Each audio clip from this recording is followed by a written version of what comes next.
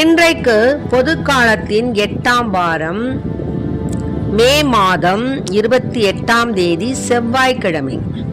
இன்று தேவன் நமக்கு தரும் ஜீவ நீரூற்றான இறை வார்த்தைகள் புனித மார்க்கு எழுதிய நற்செய்தி இயல் 10 இறை வார்த்தைகள் 28 31 முடிய. அக்காலத்தில் பேதுரு இயேசுவிடம், பாரும், நாங்கள் எல்லாவற்றையும் விட்டுவிட்டு உம்மை பின்பற்றியவர்களாயிற்றே என்று சொன்னார். அதற்கு இயேசு, உறுதியாக உங்களுக்கு சொல்கிறேன், என் பொருட்டும் நற்செய்தியின் பொருட்டும் வீடுகளையோ சகோதரர்களையோ சகோதரிகளையோ தாயையோ தந்தையையோ பிள்ளைகளையோ நிலபுலன்களையோ விட்டுவிட்ட எவரும் இம்மையில் 100 மடங்காக வீடுகளையும் சகோதரர்களையும் சகோதரிகளையும் தாயையும் நிலபுலங்களையும் இவற்றோடு கூட இன்னல்களையும் மறுமையில் நிலை வாழ்வையும் பெறாமல்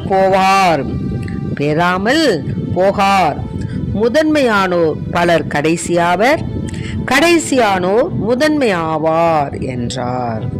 ஆண்டவரின் அருள்வாக்கு. கிறிஸ்துவே மக்கு புகழ். இயேசு நீங்க இருக்கையில நாங்க சோர்ந்து போவதில்லை.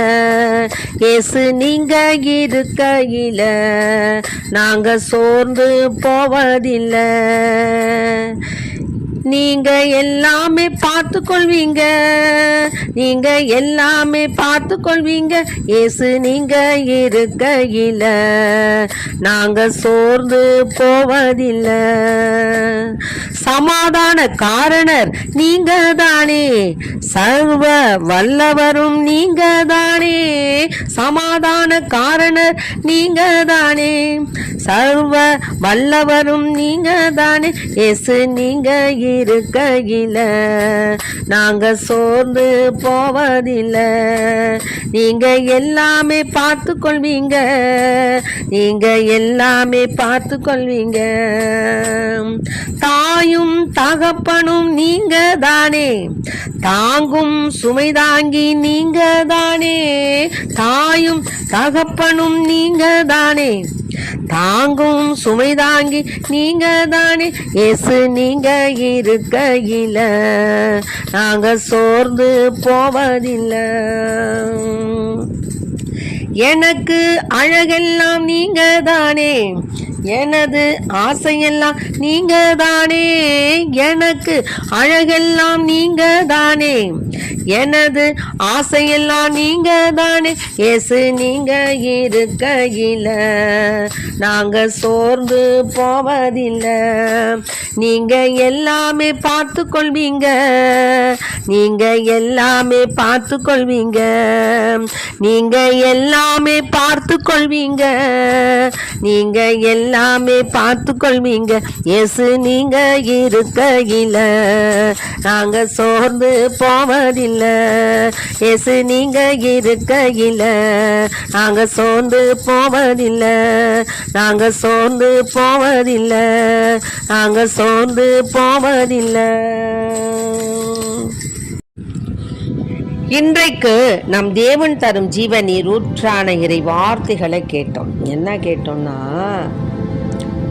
அந்த காலத்தில் ஏசப்பா போயிட்டு இருக்கும்போது பேதுரு கேட்குறாரு, இங்கே பாருங்க ஏசப்பா, நாங்கள் உங்களை பிடிக்கணும், உங்களோடு வரணும்னு தான் நாங்கள் எல்லாவற்றையும் விட்டுட்டு உங்களை பின்பற்றினோமே. நீங்கள் என்னை தொடும்பொழுது நான் அப்படியே மீன் மலையை விட்டுட்டு உடனே உங்கள் பின்னாடி வந்தேன். நீ மனிதர்களை உன்னை பிடிப்பவன் ஆக்குவேன்னு சொன்னீங்க, உடனே நாங்கள் வந்தோம். அதனால் நாங்கள் உங்களை பின்பற்றியவர்களாயிற்றே அப்படின்னு சொன்னார். அப்போ ஏசப்பா சொல்கிறாரு, கரெக்டு, நீ சொன்னது கரெக்டியா, உனக்கு நான் உறுதியாக சொல்கிறேன். என்ன சொல்கிறேன்?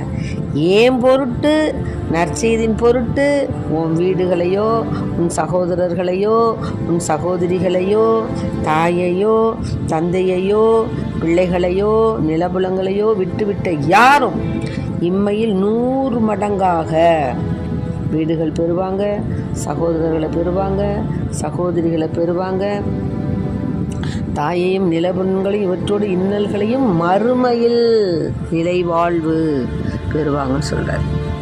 அப்போ என்ன அர்த்தம்? இப்போது நம்ம எவ்வளவோ குருக்கள், அருள் தந்தையர்கள், அருள் கன்னியர்கள் வந்து என்ன செஞ்சுருக்காங்க? தங்களுடைய குடும்பத்தை விட்டு, தாயை விட்டு, தந்தையை விட்டு, தன்னுடைய சொந்த பந்தங்களை விட்டு கடவுளுக்காக வந்து ஊழியம் செய்ய வந்திருக்காங்க. அப்படிப்பட்ட குருக்கள் கன்னியர்களை நாம் மாட்சிமைப்படுத்த வேண்டும், மகிமைப்படுத்த வேண்டும். அவர்களும் நம்ம வயிற்றில் பிறந்தவர்கள் தானே.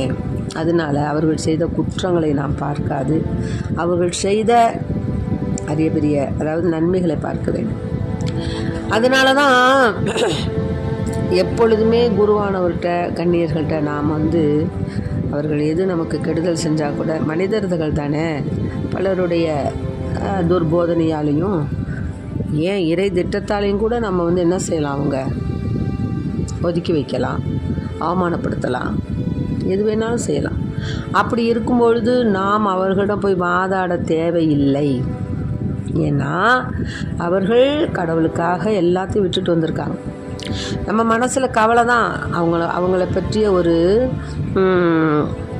வந்து ஒரு என்ன சொல்கிறது, அவர்கள் பற்றிய ஒரு குற்ற உணர்வு நம்ம மனசில் இருக்குதான். ஆனாலும் அதெல்லாம் நம்ம படக்கூடாது.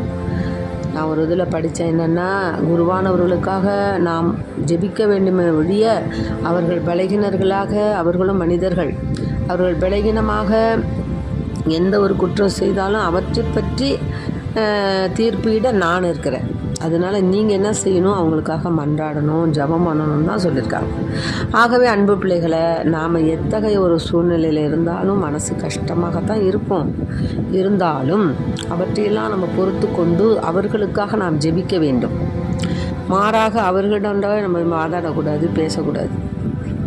ஏன்னா எந்த ஒரு வார்த்தையும் நாம் அவர்களுக்கு ஒரு இதாக நம்ம பேசக்கூடாது. அவங்க பேசலாம், 1000 பேசலாம். ஆனாலும் அவற்றையெல்லாம் நாம் ஏற்றுக்கொண்டு, நாமளும் புனிதர்கள் இல்லை, நமக்கும் உணர்ச்சிகள் வரும், நமக்கும் கோபம் வரும். இப்படி சொல்லிட்டாங்களே, இப்படி செஞ்சிட்டாங்களேங்கிற ஆங்காரம் வரும். இருந்தாலும் அவங்கள்ட்ட வந்து நம்ம வந்து எந்த ஒரு விவாதமும் வச்சுக்கக்கூடாது. அது அவங்க மனித பலகீனத்தால் செய்திருக்கலாம், இல்லை யாருடைய துர்போதனையால் செய்திருக்கலாம், இல்லை இறை திட்டத்தால் கூட செய்திருக்கலாம். ஆகவே நாம் அதை பற்றி கவலைப்படாது, இறைவனிடத்தில் நாம் அவர்களுக்காக ஜெபிக்க வேண்டும், அவர்களுக்காக ஆசிரை நாம் கேட்க வேண்டும். ஆமென்.